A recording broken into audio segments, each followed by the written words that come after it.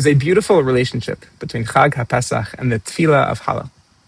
Chazal tell us in Masechet Psachim that the very first time, according to Rabbi Elazar, that Hallel was ever recited was when Bnei Yisrael were Amdu al Hayam. When Bnei Yisrael were standing on the Yam Suf, they have just seen and experienced the incredible salvation of HaKadosh Baruch Hu, and they erupted into Shira, into song, both as Yashir, but also the Tefillot of Hallel. And so Hallel is this incredible Tefillah that we have as a tool to express our Hakaras HaTov, to express our gratitude to HaKadosh Baruch Hu for all of the miracles and Yeshuot that He's given to Am Yisrael. And for this reason, Hallel takes an outsized role at Leil HaSeder. The only time of the year where we say Hallel at night, except maybe Yom HaAtzmaut, is Leil HaSeder.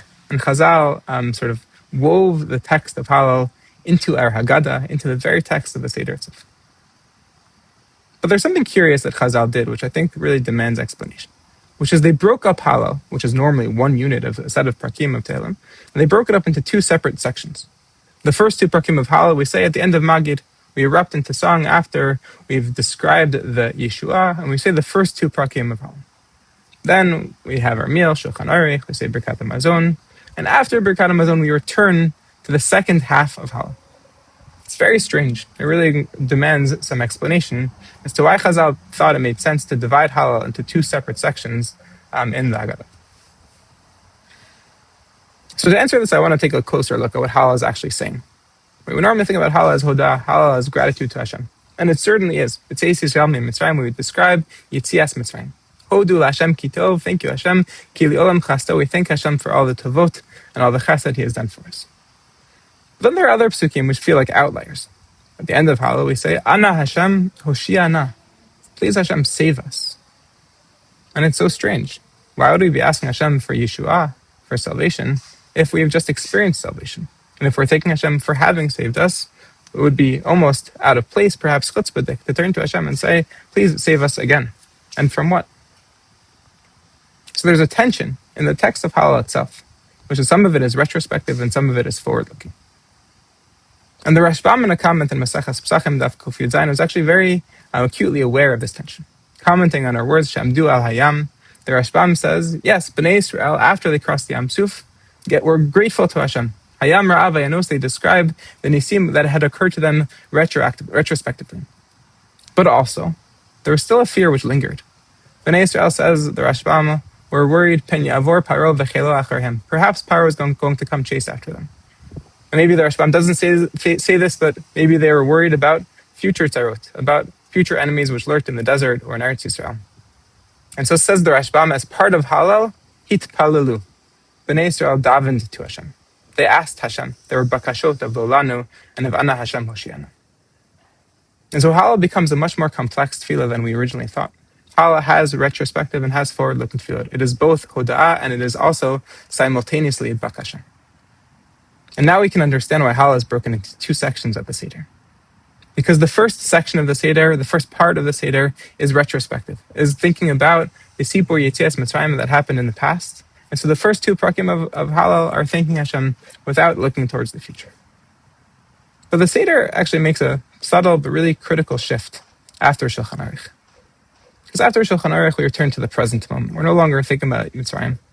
And you can imagine generations of Jews sitting around their Seders and wherever they were in the world, looking at their present moments and recognizing, okay, but we're not in a moment of Geula right now. We're not in a moment of redemption. Things are complicated. There's anti-Semitism, there are pogroms, whatever it may be. And so the second half of the Seder actually takes a turn. And so if you look at the words of Chasal Seder Pesach, we daven l'shana haba b'Yerushalayim. We ask Hashem, just as we were able to describe the Korban Pesach, maybe one day we'll be able to give the Korban Pesach. We ask Hashem to be Yivne Beiso B'Karav, that Hashem should be able to rebuild the Beit HaMikdash. And so the whole ethos of the second half of the Seder is captured by the second half of Hallel. The second half of Hallel, which is forward-looking, which is thinking about the future. Because once we've established, we've been mashrish emunah in our hearts, we have arrived at emunah shleim, a complete belief in Hashem, and His ability to change the world, keharef ayin, to literally change the course of history with a blink of an eye. Then we can turn to HaKadosh Baruch Hu with deep emunah and say, Hashem, we know that you're going to save us. And we daven for not just a geula, but we daven for a geula shlema. We daven for a complete redemption. For a moment where we can say Hallel, that is only the first half. We won't need the second half because we're going to dream of a moment of Yemot HaMashiach where Hashem has given Am Yisrael such salvation that we won't worry about future tzarot.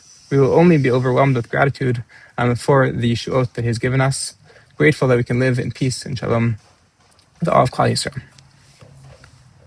And I think this tension or this transition is beautifully captured by the second bracha, the bracha on the second cup of wine, where we say to Hashem, "Thank you, Hashem, Asher ge'alanu v'ge'alat avotenu miMitzrayim." Thank you, Hashem, for redeeming our forefathers from Mitzrayim. V'yanu halayla zeh, and you brought us to this present moment to eat matzah and maror. And then there's a tefillah, and then there's a bakasha. Kain, just as you did in the past, Kain yagi'inu l'modim v'leregalim acherim. You should bring us to future modim.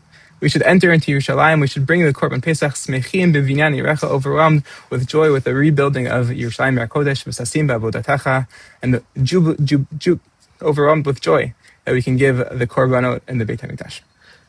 And so this is really our tefillah. This is really what Leil HaSeder is about. Is both capturing that sense of hoda'ah, of gratitude to Hashem of the first half of Hallel, but also turning to the second half of the tefillah HaKadosh Baruch Hu, that we should be zocha for all of Klal Yisrael to have days of shalom, to have yeshuot that are complete.